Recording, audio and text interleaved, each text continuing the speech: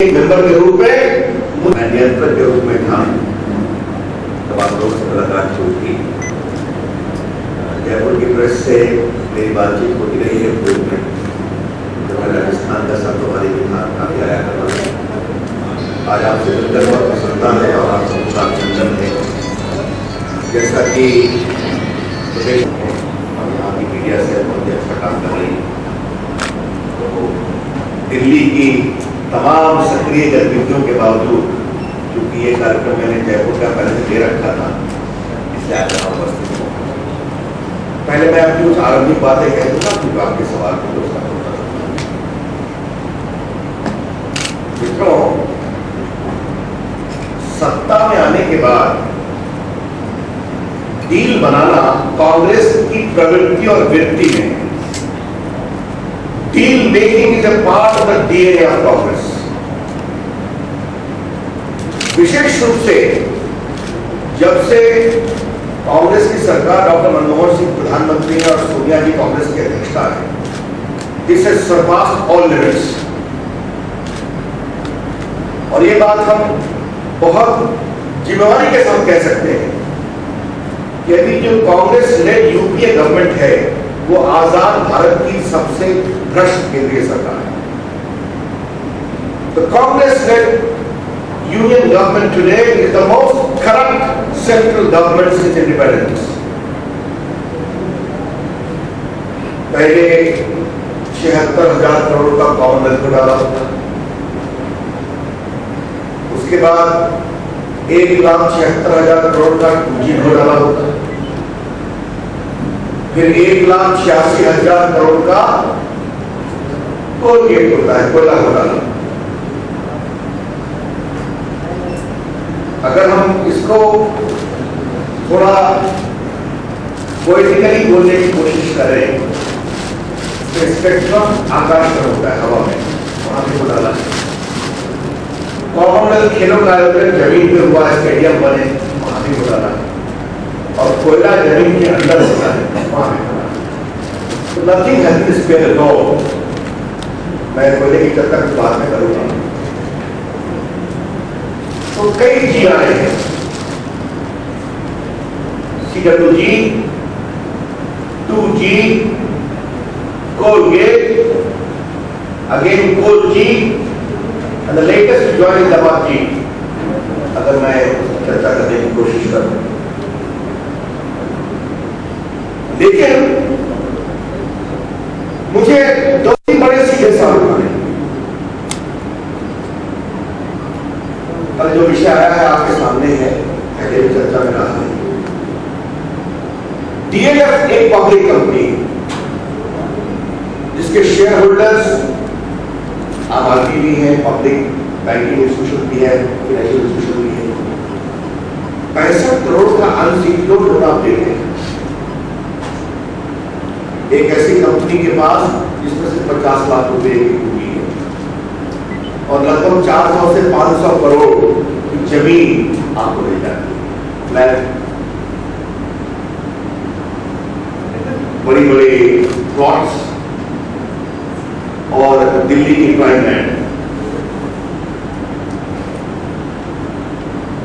अगर ये चैरिटी है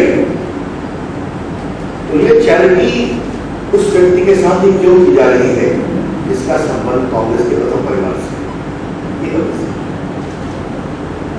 क्या DLF कंपनी इस प्रकार की चैरिटी समूह के साथ करती है?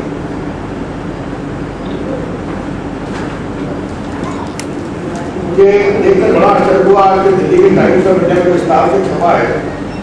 इसके सूत्र बहुत कुछ राजस्थान से जुड़े हुए हैं। बीकानेर में 161 एकड़ जमीन 1 करोड़ 2 लाख रुपए में उपलब्ध हुई है। अब बीकानेर में 161 एकड़ जमीन सिर्फ 1 करोड़ 2 लाख मिल जाती है, तो मेरे क्या चलेगा? और भी प्लॉट्स की चर्चा है। इस मामले की जांच क्यों नहीं होनी चाहिए? ये कंपनी क्या काम कर रही है, कितना बिजनेस करती है, ये गंभीर सवाल है। हमने ईमानदार जांच की बात की है,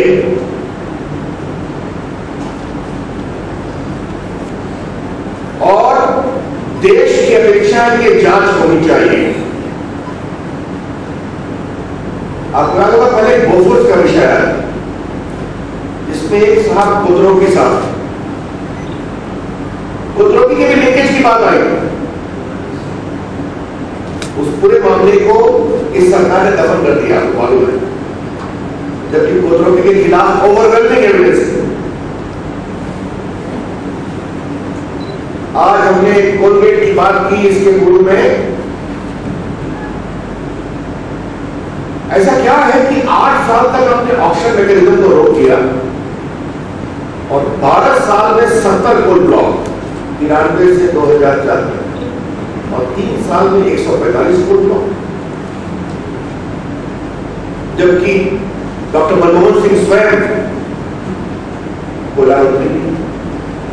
और जब आपकी सरकार ने निर्णय लिया कि आप प्रतिस्पर्धा नीलामी के साथ उसको सेटल करेंगे ऑक्शन में करेंगे,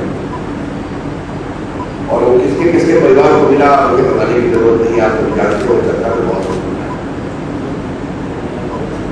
कांग्रेस पार्टी का एक एटीट्यूड बहुत साफ है, पहले आरोप का प्रतिकार करो, फिर जो आरोप लगाता है उसके खिलाफ अस्तहीन प्रत्यालोचना करो, और तीसरा जो भ्रष्ट है उनको बचाओ और अपनी कमजोरी को छुपाओ।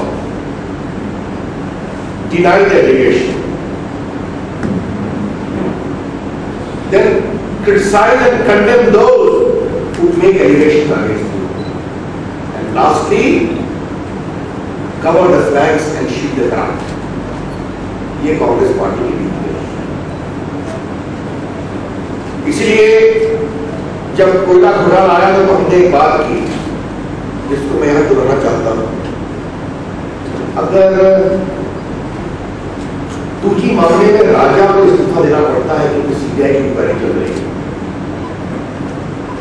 अगर दयानिधि मारन को केंद्रीय मंत्रिपरिषद से इस्तीफा देना पड़ता है क्योंकि सीबीआई की इंक्वायरी चल रही है, तो डॉक्टर मनमोहन सिंह को इस्तीफा क्यों नहीं देना चाहिए जबकि सीबीआई की इंक्वायरी कोयला के घोटाले में चल रही है और डॉक्टर मनमोहन सिंह को सीबीआई रिपोर्ट करती है? तो एक फेयर इन्वेस्टिगेशन कैसे होगा?